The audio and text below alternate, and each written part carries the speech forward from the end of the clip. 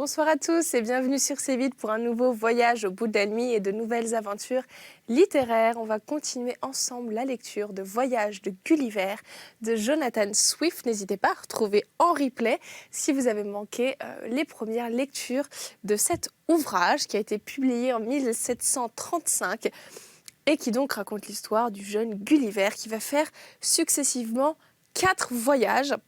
Le plus connu, le voyage à Lilliput, où il va rencontrer les Lilliputiens.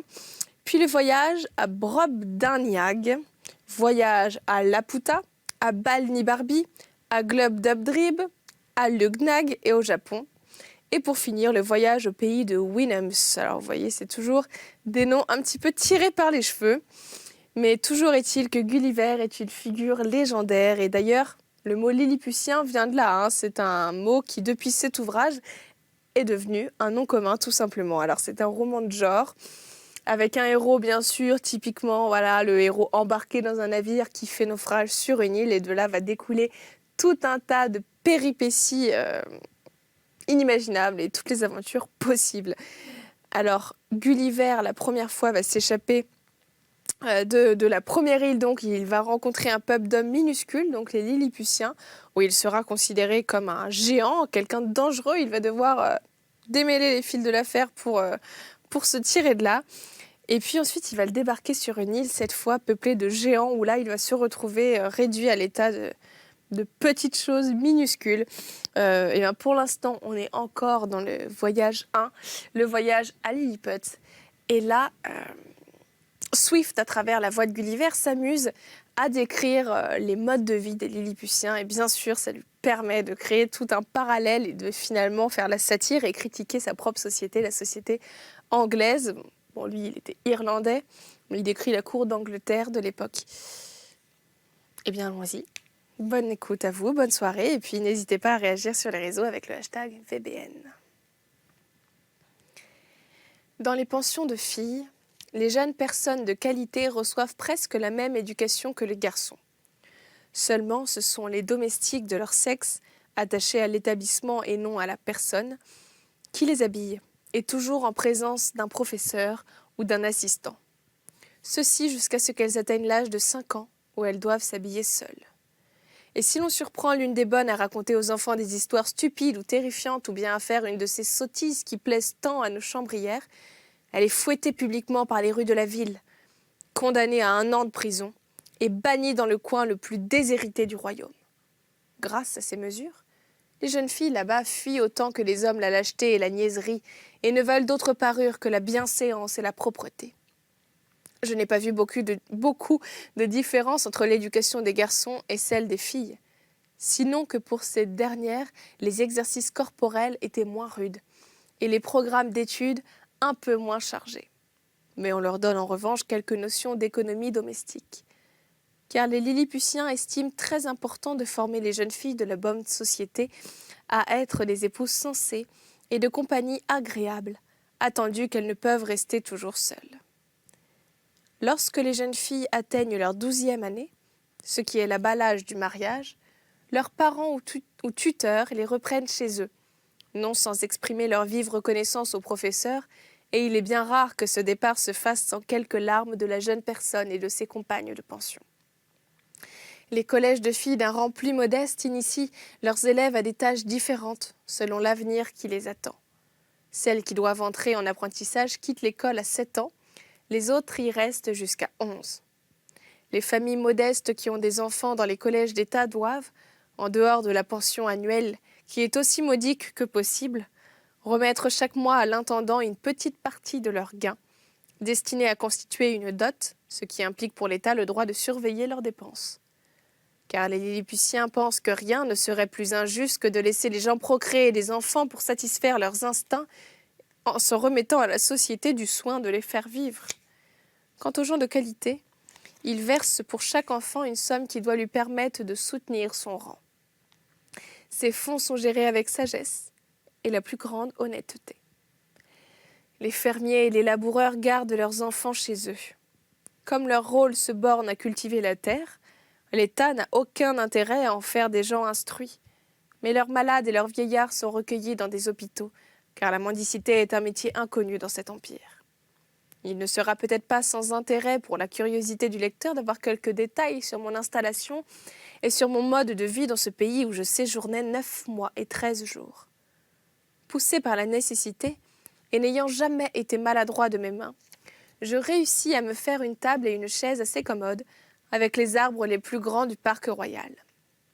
200 couturières furent chargées de la confection de mon linge de corps, de la literie et du linge de table.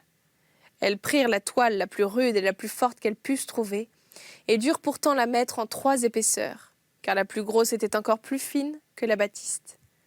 La toile à lilliput se vend surtout sous forme de pièces de 3 pieds de long sur 2 pouces de large. Je me couchai par terre pour que les couturières pussent prendre mes mesures. L'une d'elles, juchée sur mon cou, une autre sur mon genou, tenait tendue une corde qu'une troisième mesura avec une aune longue de pouce. Ensuite, elles prirent mon tour de pouce et n'en demandèrent pas davantage. En appliquant la formule mathématique, 2 tours de pouce valent 1 tour de poignet et ainsi de suite jusqu'au tour de cou et de taille. En s'inspirant aussi de ma vieille chemise que j'avais étalée par terre pour leur servir de patron, elles m'habillèrent parfaitement. On m'envoya aussi 300 tailleurs pour couper mes habits, mais ils usèrent d'un autre procédé pour prendre mes mesures. Je me mis à genoux et ils appliquèrent une échelle contre ma nuque. Du haut de cette échelle, l'un des tailleurs tendit un fil à plomb qui donna exactement la longueur de la veste, mais je mesurai moi-même les manches et le tour de taille. Ils confectionnèrent le costume chez moi car aucune de leurs maisons n'aurait pu le contenir. Quand il fut terminé, il ressemblait à un habit d'arlequin, avec cette différence que tous les morceaux étaient de la même couleur. Pour préparer mes repas, j'avais 300 cuisiniers, installés avec leurs familles dans de petits logements dressés tout autour de ma maison. Chacun d'eux devait me préparer 2 plats. Je prenais dans ma main 20 laquais que je posais sur la table. 100 autres attendaient en bas, avec des plats de viande ou des barils de vin ou d'autres liqueurs que l'on hissait sur la table au fur et à mesure de mes besoins, par un système très ingénieux de cordes et de poulies comme il y en a sur les puits d'Angleterre. Chacun de ces plats me faisait une bonne bouchée et chaque baril une bonne rasade. Leur mouton ne vaut pas le nôtre, mais leur bœuf est excellent. On me servit une fois un aloyau si gros que j'en fis 3 bouchées, mais ce fut exceptionnel. Mais même mes serviteurs s'émerveillaient de me voir avaler tout, même les os, comme chez nous on croque une cuisse d'alouette. Des oies et des dindes, je ne faisais d'habitude qu'une bouchée, je dois reconnaître qu'elles sont bien supérieures aux nôtres. Quant aux menus volailles, j'en piquais jusqu'à 20 ou 30 sur la pointe de mon couteau. Un jour, Sa Majesté impériale, s'étant informée de ma manière de vivre, me demanda la faveur, ainsi qu'elle daigna le dire, d'être invitée chez moi, avec Sa Majesté la Reine et les jeunes princes ou princesses du sang. Ils vinrent donc, et je les installai en face de moi dans des fauteuils d'apparat placés sur ma table, leurs gardes autour d'eux. Flimnap, le grand trésorier, était également présent, son bâton blanc à la main. Je remarquai bien qu'il me regardait d'un œil hostile, mais je fis semblant de n'en rien voir et mangeai plus qu'à l'ordinaire, tant pour faire honneur à ma chère patrie que pour remplir la cour d'admiration. J'ai tout lieu de penser que cette visite de Sa Majesté donna au trésorier l'occasion de me desservir auprès de son maître. Ce ministre avait toujours été secrètement mon ennemi, bien qu'il fît montre à mon égard d'une amabilité qui surprenait chez cet homme habituellement morose. Il rappela à Sa Majesté les difficultés de ses finances et comment il lui fallait faire des emprunts à de gros intérêts, que les bons du trésor étaient tombés à 9% au-dessous du pair, et qu'en un mot j'avais déjà coûté à Sa Majesté 1,5 million de sprugs. C'est leur plus grosse pièce d'or, de la taille d'une paillette ronde, de sorte qu'il serait expédient, à la première occasion, de me congédier poliment. Je me trouve ici dans l'obligation de défendre l'honneur d'une dame fort distinguée, qui fut, à mon sujet, l'innocente victime d'une calomnie. Le grand trésorier se mit en tête d'être jaloux de sa femme, par la faute de quelques mauvaises langues, qui lui rapportèrent qu'elle s'était prise de passion pour moi. Je reconnais qu'elle venait souvent en visite. Le bruit courut même qu'elle était venue me voir une fois en secret. C'est là, je le déclare solennellement, une infâme calomnie, et qui n'a d'autre fondement que les marques innocentes de bonté et de confiance qu'elle se plaisait à me donner. Si elle venait me rendre visite, c'était toujours au vu et au su de tous, et jamais sans être accompagnée d'au moins 3 personnes, qui étaient le plus souvent sa sœur, une de ses jeunes filles et une amie intime.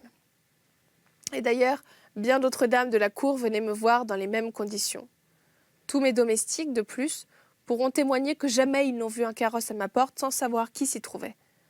Quand un laquais m'annonçait quelques visites, j'avais coutume d'aller à la porte présenter mes respects, puis je prenais délicatement dans mes mains le carrosse et les 2 chevaux, car quand il y en avait 6, le cocher avait soin de dételer les autres, et les posait sur ma table, que je munissais au préalable d'un garde-fou amovible de 5 pouces de haut pour prévenir tout accident.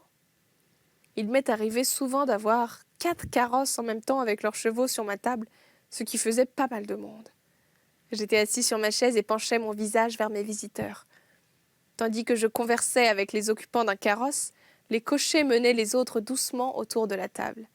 J'ai passé ainsi beaucoup d'après-midi charmants, et je défie le grand trésorier ou ses 2 indicateurs. Les nommer Clustril et Drinlot. S'ils n'aiment pas la publicité, tant pis pour eux. De prouver que personne soit jamais venu me voir incognito, sauf le secrétaire Redressal et par ordre exprès de Sa Majesté, comme je l'ai compté plus haut. Je n'aurais pas donné tous ces détails s'ils n'intéressaient pas de si près la réputation d'une grande dame, sans compter la mienne, car je portais alors le titre de Nardac, que le trésorier lui-même n'a pas. Chacun sait, en effet, qu'il n'est que Clum Gum, titre inférieur d'un degré à celui de Nardac, comme marquis l'est à duc en Angleterre. Mais j'admets que sa charge lui ait donné le pas sur moi. Ces rapports mensongers, dont je n'eus connaissance que plus tard, il importe peu de savoir comment, firent que Flimnap resta en froid avec sa femme pendant quelque temps, et avec moi-même encore bien plus longtemps. Et si en fin de compte, reconnaissant s'être trompé, il se réconcilia avec elle, je ne retrouvai jamais pour ma part son amitié, et je vis bientôt mon crédit décliner auprès de l'empereur lui-même, dont il était le tout-puissant favori. Chapitre 7. L'auteur, se sachant menacé d'un procès de haute trahison, s'échappe à Blefuscu, l'accueil qu'il reçut en cette île. Pour ceux qui n'ont pas suivi les premières lectures, Blefuscu, c'est l'autre île qui est l'île totalement ennemie de l'île de Lilliput. Avant de narrer à mon lecteur comment je quittais Lilliput, il convient que je l'instruise d'un complot qui depuis 2 mois se tramait contre moi. Ma vie s'était jusque-là écoulée loin des cours, d'où m'excluait mon humble condition. J'avais, il est vrai, lu et entendu bien des choses sur les caprices des grands princes et de leurs ministres, mais j'étais loin d'imaginer qu'ils puissent avoir des conséquences si terribles dans un pays si lointain et gouverné, me semble-t-il, selon d'autres principes que les États d'Europe. Alors que je faisais mes préparatifs pour rendre visite à l'empereur de Blefuscu, un homme de haut rang à la cour, à qui j'avais rendu un très grand service quand il se trouvait complètement en disgrâce, il vint me trouver en secret la nuit, dans une chaise à porteur fermé. Il demanda à se faire recevoir sans révéler son nom et renvoya aussitôt les porteurs. Je mis dans ma poche la chaise, avec sa seigneurie dedans, et je fis dire par un serviteur dévoué que j'étais souffrant et que je dormais. Puis je fermai ma porte à clé, déposai la chaise sur ma table, comme d'habitude, et m'assis en face de mon serviteur. Après les compliments d'usage, je notai que son visage paraissait fort soucieux, et je lui en demandai la cause.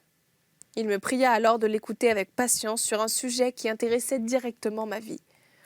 Voici donc ce qu'il me dit, et dont je pris note après mon départ. « Il faut que vous sachiez, commença-t-il, que votre cas vient de faire l'objet de plusieurs réunions secrètes du cabinet, mais il y a seulement 2 jours que Sa Majesté a pris une décision définitive.